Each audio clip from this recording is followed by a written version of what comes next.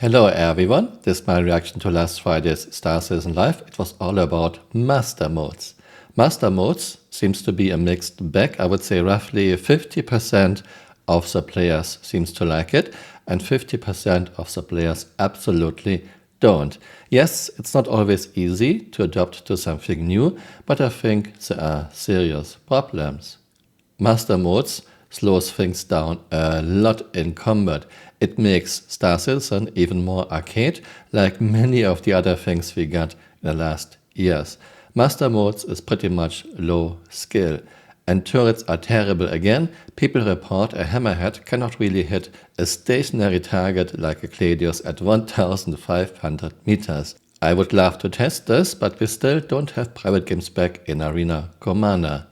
CRG should have nailed down flight model and ship combat years ago. Now in year 12 we are getting something completely new, master modes, and it's not exactly a huge success. How will master modes have a substantial effect on how non-combat pilots and ships operate in the verse?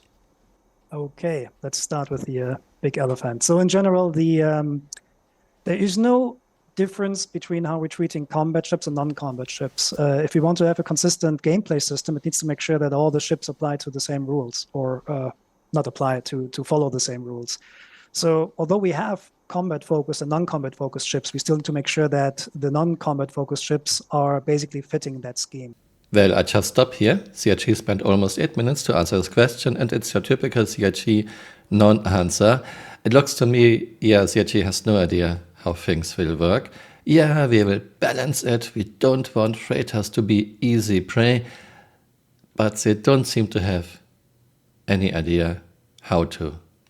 Archetypes are are not about the overall purpose and intention of the ship. Archetypes are about a flight profile. Jared tried to defend archetypes, so once again, it's all wrong. You don't put ships into a category because you want to. You're looking at mass, shape, mass distribution, number of engines, how big are those engines, and those should be your factors and not some silly archetype. For example, Buccaneer only has 80% of the mass of a Gladius, but because Buccaneer is in the interceptor bucket, Buccaneer is fast but not very agile. This makes zero sense. Can you explain in detail how quantum dampeners and quantum snares will work on ships in nav mode? Not yet. Yogi pretty much said they haven't worked on this yet. With the way nav mode has been described, will we be able to stay in it and travel everywhere avoiding combat? So you will be able to always stay in nav mode. Whether it's suitable for you to do that is a different question. You will just not be able to access certain operator modes from nav mode. So things like scanning, for example, you can, but the guns operator mode, the missile operator mode, mining and salvaging will not be available in nav mode. So you can just go around, but this also means like your shields are not effective, which means if you are, unless you're currently quantum traveling, you're still vulnerable to attacks. How do master modes, especially the nav mode, work in atmosphere? We haven't talked about it. Is there any reasonable change to how they work in atmosphere? Nope. So it's going to fly the same as it does currently. So if you take a ship in nav mode into atmosphere, you're going to suffer the same drag, consequences. Are there any plans for the SCM and nav mode transition times to differ between ships? No, they're definitely different. So the swap time is defined by two things. One is a value which we currently set per ship.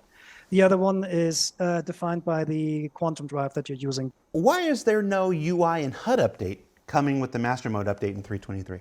It's a little bit true. So in general, the new MFDs and so on, and the new ship layouts and so on, which you've seen in the CitizenCon presentation, they won't be in 3.23. What will come to 3.23, however, is the visor-based update, which meaning all gunnery improvements, target brackets, like all the 3D thing that is projected to whatever it needs to be projected to, so at this appropriate distances. That stuff will make it in. This also means like we're removing all these old 2D based sprites that you have on the aiming UI. So there's a partial UI update for it. how do the devs feel about all the discourse surrounding master modes on Spectrum, YouTube, etc. in the PvP community? It doesn't really bring us down. It's more we see it as a challenge really to like, kind of look at it, because we take everyone's opinion on board, and it's up to our job, and working with the other teams to kind of analyze the feedback. Okay, I have to give it to him. This was a very good answer. Of course, people are not happy about such a sudden change in year 12. Again, something like flight module and ship combat should have nailed down many, many years ago. If you ask me, if CRT would go back to the 2.5 flight module and ship combat, this game would be much, much better right now. Now, 2.5 flight module and ship combat was not perfect, far from it, but I like it much, much more than what we have now and what we will get. What do you guys have to say to people who say that this is lowering the skill ceiling? I would agree that at the moment, especially in the 1v1s, we have a lower skill ceiling. But at the same time, we're also lowering the entry, like the skill floor? The skill floor to actually do PvP or space combat in general, right? So I do think that for the longevity of the game. I like it very much that CRT admits Master Modes is lowering the skill ceiling, but you cannot make people go into PvP just because you are lowered the skill ceiling. We have to wait and see how well this works in the many, many years to come. What is the intended effect of changing to nav mode with respect to other players in a multi-crew ship? For instance, the entire crew of a master mode Hammerhead is unable to do anything while the pilot is in nav mode.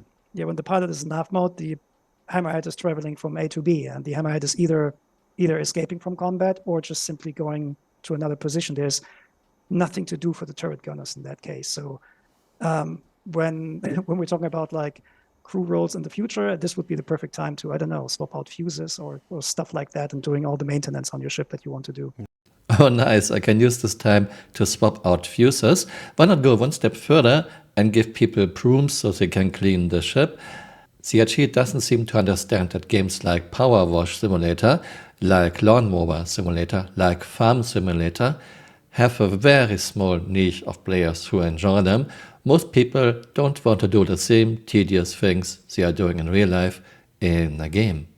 Are there any changes to generalized stealth mechanics with master modes besides being able to tell when they're switching? We have put in changes recently, not specifically to master modes. Translation, we haven't done any work on stealth and master modes yet. Yeah, this is CRT, get used to it. Year 12, still no plan, no concept. This is my reaction to last Friday's Star Citizen Live, all about master modes. Once again, this doesn't look like CRT has any plan, CRT has any concept. This doesn't look like CRT is thinking things through, and it doesn't look like CRT is thinking in advance. But master modes will come, there's no way around this. They are needed for Squadron 42, and Squadron 42 is supposed to get released in the next few years. Yeah, to me it looks like CRT made master modes for a single player game, Squadron 42, and now they are jamming it with all force into the multiplayer universe because they have nothing else in year 12. A single player game and a multiplayer game are playing very differently, and I'm not so sure how well this will go. To me personally, many things we got in last years are going more and more into the direction of magic, of pure arcade, and it's not a game I supported back then. I'm not sure if I will ever enjoy Star Citizen if it goes on like this. Let me know what you think in the comments below, and see you next time.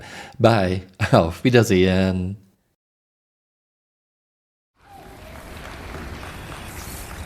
And as I said, one of the things we're working on is fauna.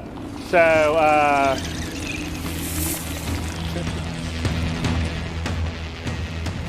so these are first. These are the Oni, the Cypherpod Oni crabs. So they're little scavengers on Hurston, and there's quite a few other things that we're going to have on Hurston we're doing. But you'll have them running around and a bunch of other ones. There you go. There's Lawmill, there's Hurston. Hey, you're still here. You might want to join me on Twitter. My Twitter account is Camural_SC.